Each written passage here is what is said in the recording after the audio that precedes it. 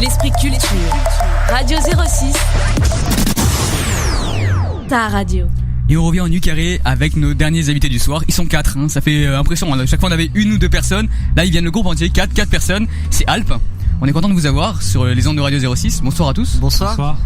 Alors on va démarrer cette interview. On est content de vous avoir puisque vous êtes quand même une pépite locale. C'est comme ça que Sébastien Amar vous qualifie. On l'avait reçu en interview. Il était content. Il nous avait dit content d'avoir Alp sur scène.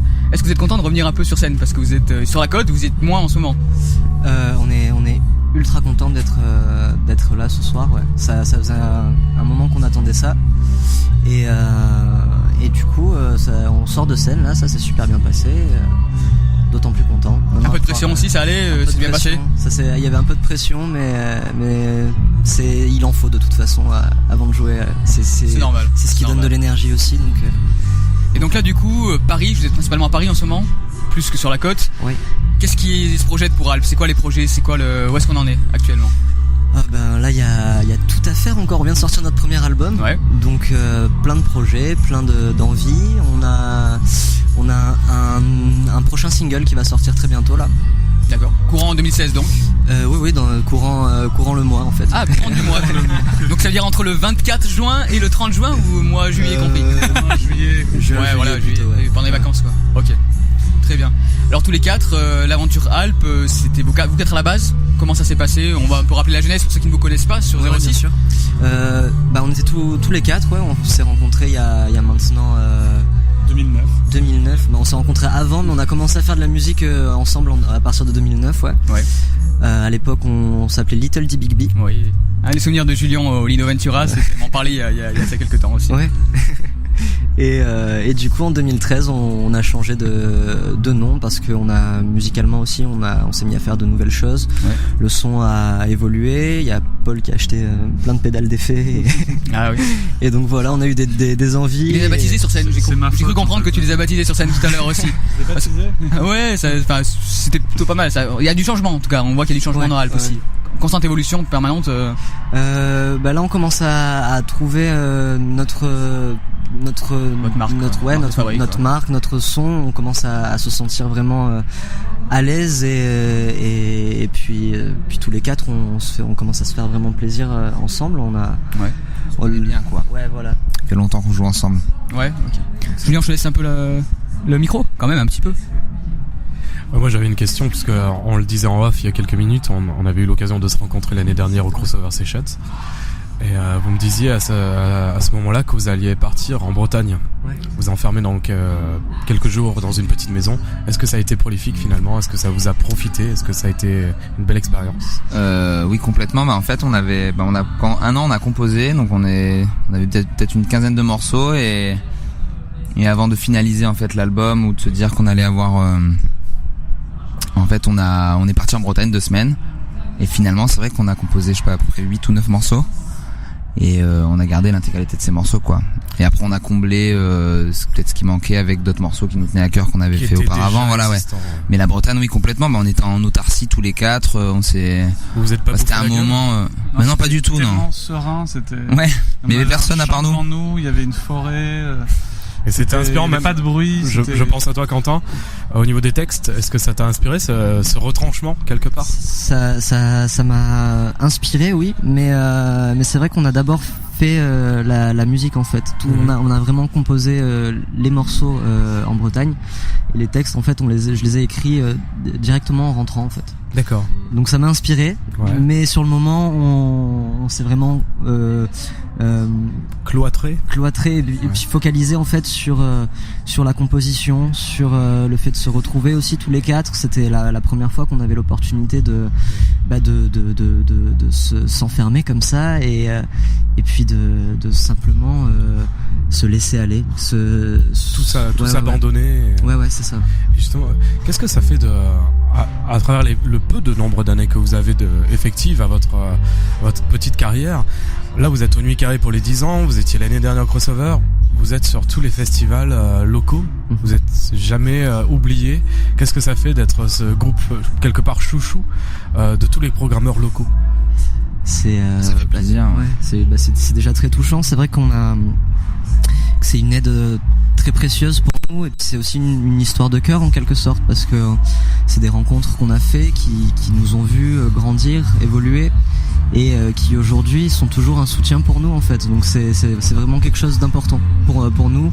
Je pense notamment au Panda 06 qui était là au début, depuis le début, et qui aujourd'hui on a moins besoin d'eux, mais ils sont toujours là en fait. Donc c'est vraiment quelque chose de très fort pour nous, ce soutien local.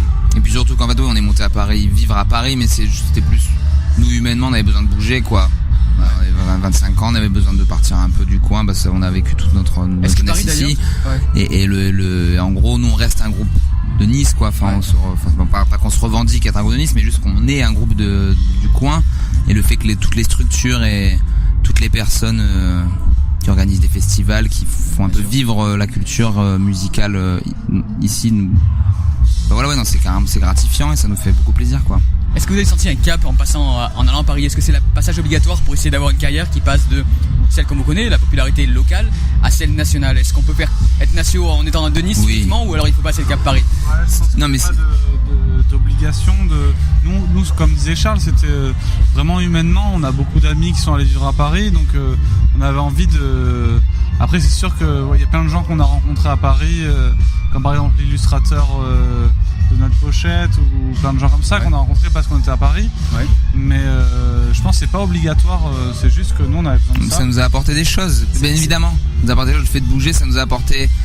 Déjà le fait de bouger, t'arrives dans une dynamique différente, c'est-à-dire que toi t'es là, t'as envie de rencontrer, t'es dans la rencontre, c'est dynamisant, et tout de suite c'est nouveau, et la nouveauté je pense que ça fait du bien à tout le monde, mais on aurait pu être à Paris comme n'importe où. Après c'est que Paris c'est l'endroit où il se passe le plus de choses, donc on a fait des rencontres. On a mûri aussi en fait. Le fait de partir d'ici, le vrai cap qu'on a passé, c'est peut-être celui-ci en fait. Le fait de grandir et d'être un peu loin de chez nous et tout ça. En même temps on n'était pas tout seul non plus, donc bien sûr. On est montés tous les quatre au même moment, on s'est attendu, on a fait en sorte de faire de ce départ quelque chose comme un tremplin en fait, quelque chose qui nous pousse. Fallait monter tous les quatre, c'était pas un qui montait tout seul, c'était tous les quatre qui partaient en même temps, sinon c'est ça. C'était un peu exactement.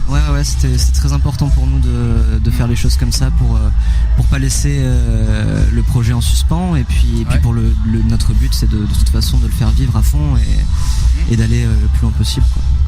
Très bien. Et dans les titres qui vont arriver, est-ce qu'on imagine que vous puissiez faire des collaborations? Quels sont vos désirs en fait, de groupe, vous tous individuellement peut-être, si vous avez des désirs différents? Des collaborations, on aimerait en faire. Après, on n'en a pas nécessairement. Pas trop poser la question pour l'instant. C'est-à-dire déjà on vient de sortir notre premier album. Ça pour nous ça a été vraiment quelque chose de très important et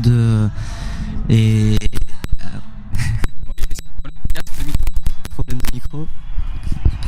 On a un problème de micro, on va vérifier ça. Non, ça passe. Ça grésille un peu, mais c'est pas gênant. On va faire avec.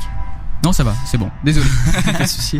Ça arrive. Mais oui, notre principale envie, c'était déjà de produire un album qui nous ressemble. Et pour le coup, on en est plutôt fiers, et on est content d'en être arrivé là. Après, maintenant, je pense que bien sûr, on va s'ouvrir sur plein d'autres choses. C'est vrai que des collaborations avec d'autres artistes, c'est quelque chose de très enrichissant aussi. Et d'ailleurs sur l'album on a travaillé aussi avec quelqu'un qui nous a apporté son écoute, son regard, et quelqu'un qu'on apprécie énormément, c'est un ami à nous, s'appelle Lionel Buzac. D'accord. Et qui a réalisé l'album en fait, et du coup on a une approche, ça nous a permis d'avoir du recul sur ce qu'on faisait en fait, et donc c'est très important, oui, les collaborations, on n'en a pas en tête, mais ça viendra, c'est évident. Il y a une partie aussi importante chez vous, c'est les clips qu'on a pu voir. La création des clips, la réalisation qui est particulière, vous y mettez vraiment votre patte dedans. Est-ce que vous êtes vraiment partie prenante de la réalisation des clips? Comment ça se passe? Comment on choisit les thématiques? Comment les personnes qui réalisent? C'est vrai que c'est quelque chose de très important pour nous de pouvoir participer à la réalisation des clips, et pas seulement des clips, vraiment de tout l'aspect visuel en fait. C'est-à-dire que la musique c'est quelque chose qui tout seul laisse libre place à plein d'interprétations. Ça peut amener des images, des choses comme ça. On a envie que ça reste le cas, c'est-à-dire qu'on a envie que le public, que les gens qui écoutent notre musique puissent se faire leur propre interprétation de visuel ou etc. de ce qu'ils entendent. Mais on a aussi envie de pouvoir nous s'exprimer sur le visuel, sur les images qu'on peut avoir en tête quand on compose, etc. Donc oui, c'est très important pour nous de. Ça va continuer, il y aura d'autres clips pour les prochaines. Ok, il y en a qui sont en projet d'ailleurs. Oui, il y en a un qui va sortir très prochainement avec. Celui-là, donc il y a le clip qui va avec. Voilà, okay, c'est très bien. Bon c'est super. On va vous laisser un peu vous reposer. Est-ce qu'on peut avoir quelques dates où on peut vous retrouver, que ce soit ici en local ou plus loin ailleurs en France Là pour l'instant on n'a pas. Enfin, y a pas de. C'est pas encore. Oui, non, mais on a des dates qui vont démarrer en septembre, mais là on a aucune date à vous annoncer encore. D'accord. En fait, ça va arriver bientôt. C'est le festival. Là c'est la dernière de l'été et dans un mois et demi on redémarre et un mois et demi, 2 mois et. Parfait. Et pour l'instant on n'a pas de date à vous dire tout de suite. Bah c'est pas grave, on l'attendra septembre, on va vous suivre de près. Et entre temps il y aura un clip, il y aura plein de choses qui vont. Bah voilà, c'est l'occasion de parler de vous encore une fois. En tout cas on vous fera parvenir toutes les interviews, les podcasts de Radio 06. Merci à tous les 4. Merci à vous. Une bonne soirée et puis bravo pour le concert. On était là en pleine interview quand vous passiez, mais on entendait. Donc c'est l'avantage, on y était un peu malgré tout. Merci à tous les 4. Merci à bientôt. Bonne soirée. 06. It's